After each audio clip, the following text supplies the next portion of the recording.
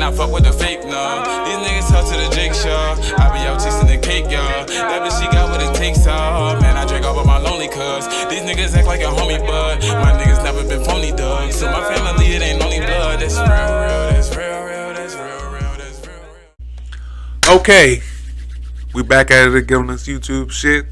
We back in my watch later folder. We're gonna be watching Casual Geographic with another one. The insane experiment that broke a dolphin's heart. Let's do it. Absolutely no one. I'm ready to learn about some good nature facts. You know what I mean? Hood nature. That's what he said. Hood nature. I'm ready to learn. No one in their right mind would sponsor this.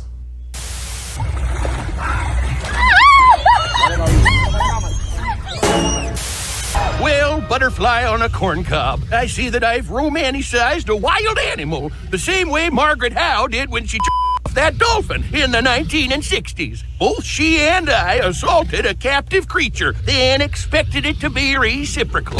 Well, joopity boop, time to die.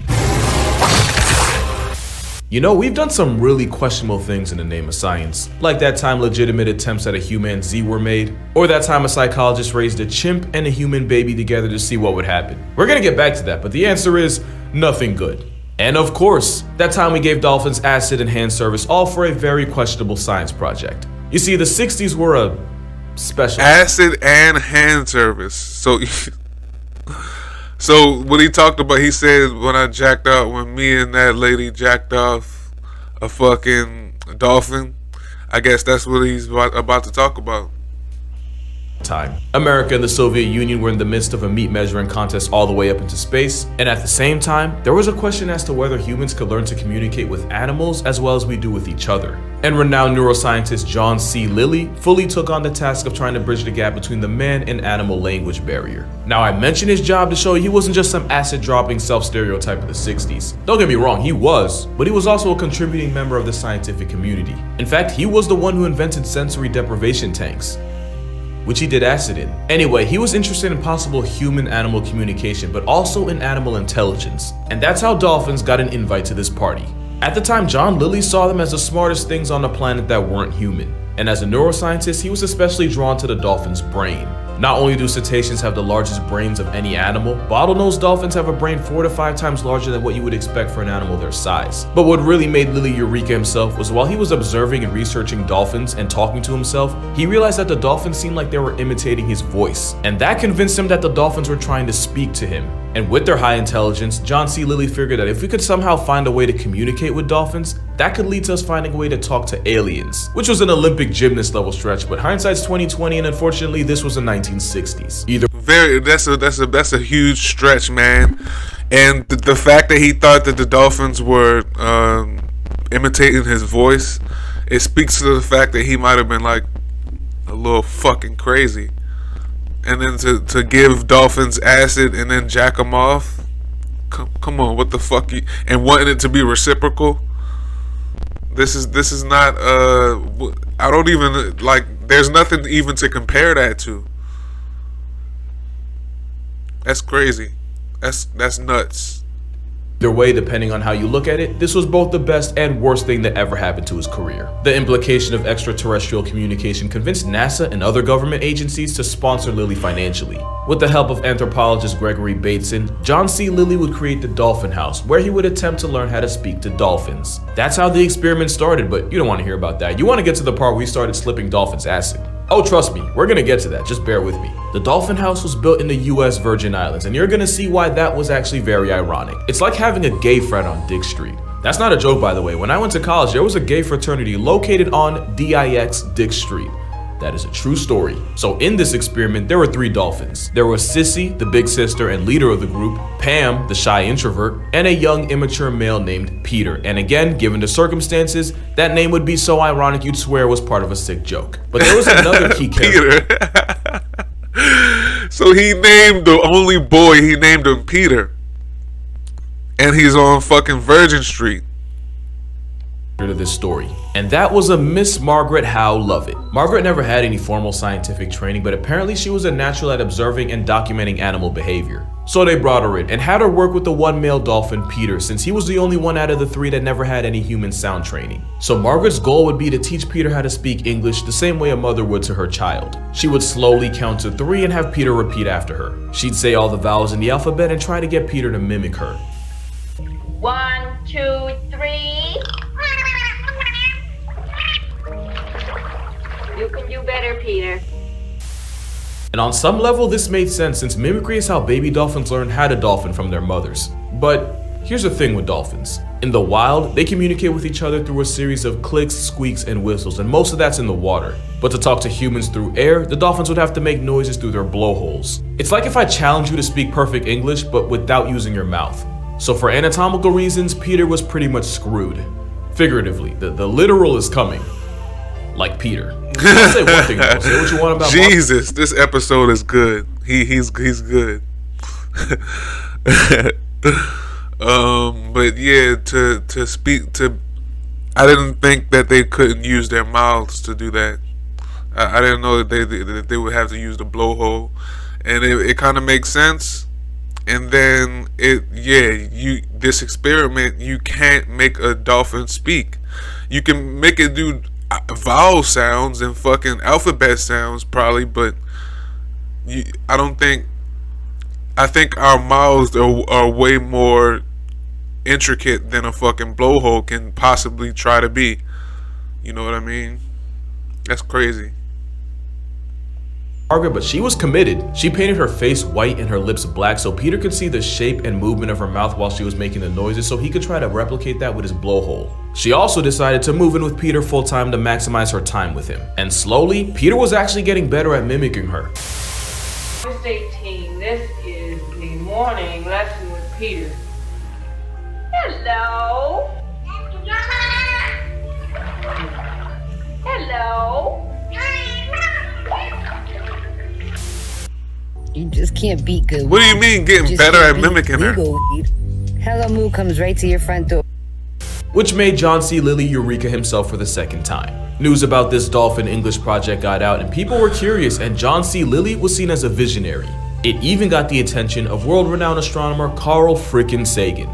The frickin' is silent. Now I'd like to point out that at this point this was a several thousand if not $1 million NASA-funded experiment. Like, people's careers and reputations were hanging on this. Yet nobody stopped to think that it might be physically impossible for dolphins to produce the sounds needed to speak English. Thank you. That's what I just said. From a blowhole, you can't do that. A mouth is more intricate than that. It has more moving components. It has a tongue. You know what I mean? Brain is on its head. And keep in mind, John C. Lilly was a neuroscientist. One of the professions you pray your siblings or cousins never get, because then your parents will never let you forget it. And apparently there was some disconnect. Gregory Bateson was like, why are we teaching them English when we should be learning how they speak to each other? He even had the idea of putting 2 dolphins in 2 tanks where they couldn't see each other but could communicate through sound. That way we could study the sound and figure out dolphin language. Lilly's response was, nah, we teach them English. You know, naked mole rats spend their entire lives using their teeth as shovels underground, and even they have less tunnel vision. And ironically, they might have actually had better luck if they used an animal like a raven or a parrot or even a seal. You know, animals that are actually capable of mimicking human speech. But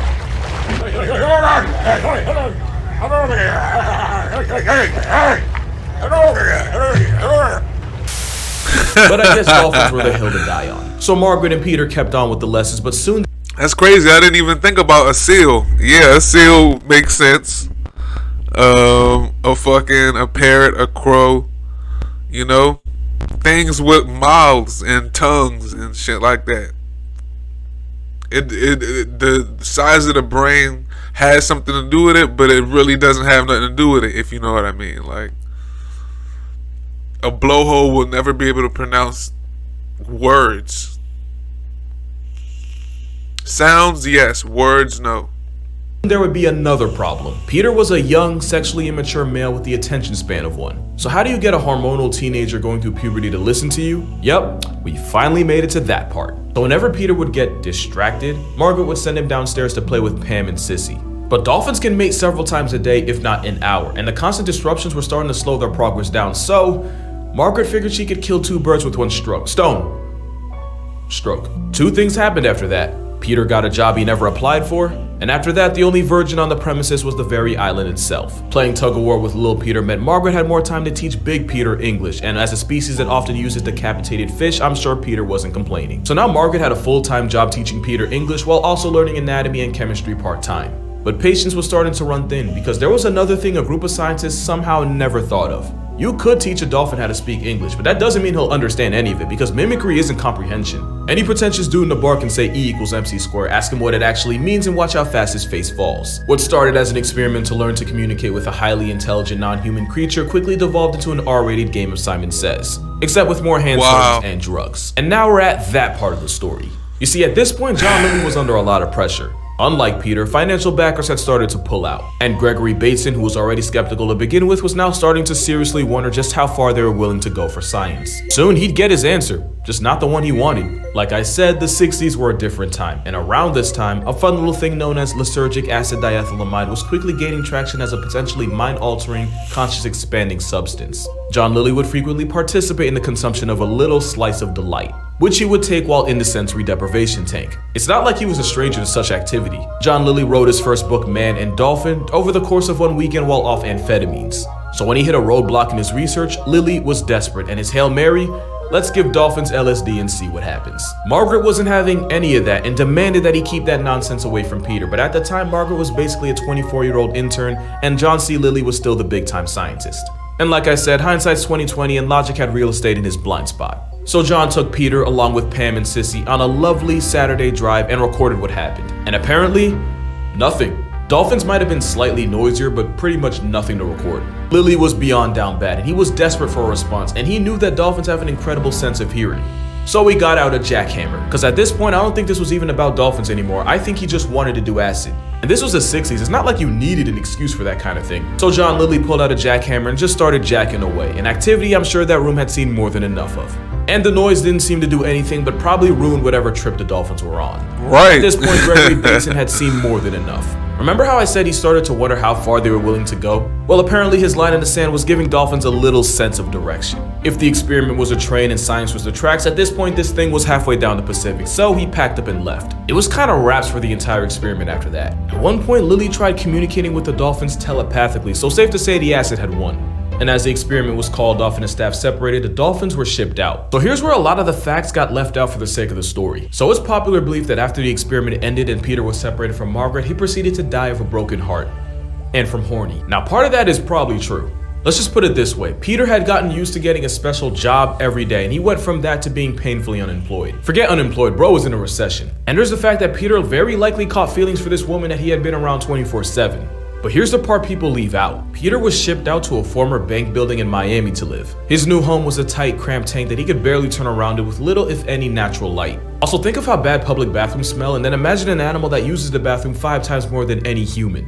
So yeah, Peter got effed over, only this time it was completely figurative. Another fact about dolphins is they aren't involuntary breathers like us. Every breath they take is a conscious choice.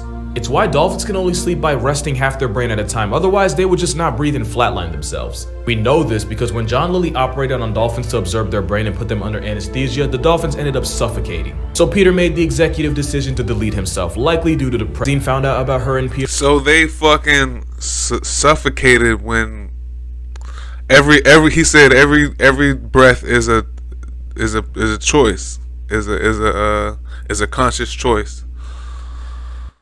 That's crazy. They aren't involuntary breathers. Yeah, I mean, you have an advantage when you I don't know what I'm trying to say. He explained it perfectly when he said it. Let's just go back for a second. We know this because when John Lilly operated on dolphins, it was completely figurative. Another fact about dolphins is they aren't involuntary breathers like us. Every breath they take is a conscious choice.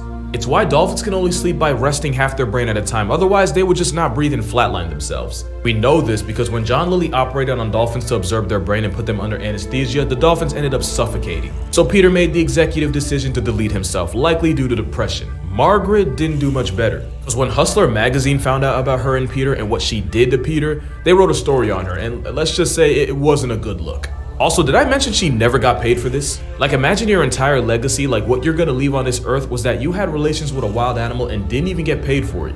So I guess both she and Peter got screwed. Peter's death wasn't even the last time something like this would happen. Kathy was a dolphin who played flipper, and once the show ended and she was moved to an isolated pen, she too would proceed to cross her name off the census. Maybe it's a good thing we never learned how to talk to dolphins, because I imagine they wouldn't have much positive to say. They'd probably call John Lilly their Hitler. Speaking of him, he continued to experiment, but when a light seasoning of dope became illegal, he started doing ketamine.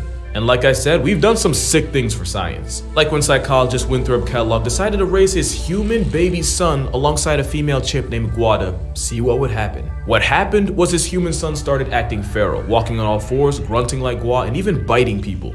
When the experiment ended and they sent off the female chimp that they had raised as a daughter to be used in more experiments, Gua would flatline to pneumonia a couple months later, and the boy she was raised with, Donald, would grow up to be a psychiatrist, until he would also delete himself at the age of 43. So I guess the theme of this video is sometimes science goes way too far. And as groundbreaking as it was, it somehow wouldn't be the last time someone publicly had relations with a dolphin. Like, this man had an entire relationship with a dolphin named Dolly that he claimed seduced him. Only difference was they went way past handwork, and to my knowledge, no substances were involved. Now, in fairness to him, he did have to deal with some pretty heavy trauma as a kid, namely when he was violated by a psychiatrist at the age of 5, according to a podcast he was on that I watched. Speaking of which, like the video. I watched it and that was not pleasant. And I get that different people cope in different ways, but did it really have to involve backdooring a dolphin? Like, how would you even, like logistically, how would you even get the pieces to, you know, we're not even going down that rabbit hole. Because he might try to go in there too. Now, Lilly's experiment was famous for all the wrong reasons. He might try to stick his dick in the rabbit hole. Freaky ass white scientist. It did have some positive effects. A lot of what we understand about the intelligence of dolphins and cetaceans in general came from his work, and it really helped shift the public perception of them. That shift is likely what led to the Marine Mammal Protection Act of 1972. Lilly would also go on to campaign against the use of dolphins in captivity, which was pretty admirable, but at the same time, like, bro, you gave dolphins acid, you get no more talk time after that. However, a lot of people see this project as a massive waste of time and resources. I disagree. The point of the experiment was to see if dolphins could learn to speak English, and now thanks to him, we know they can't. Because drunk history said it best. You wouldn't just kidnap a Japanese man and keep him from his family and give him hand service that he didn't ask for and a little surprise dose that he definitely didn't ask for and suddenly expect him to start belting out fluent English. But that's gonna do it for this video. For more consistent content, be sure to follow my Instagram and TikTok. I try to post daily on both. And if you would like to further support this channel, my Patreon's also gonna be in the description. Because let's be real, ain't no way YouTube finna let me monetize this. Either way, drink water, hug your mother, don't hug a dolphin because apparently it could lead to more than you're equipped to deal with. And I'll see you in the next one. Shouts out Big Casual Geographic, Big Mama Do. Shouts out, man. Yeah, we got more coming. Stay tuned, like, comment, subscribe, do all that good shit. We on the road from 30 to 100 subscribers. We on the road to 100. So run my shit up, man. See y'all later. Peace.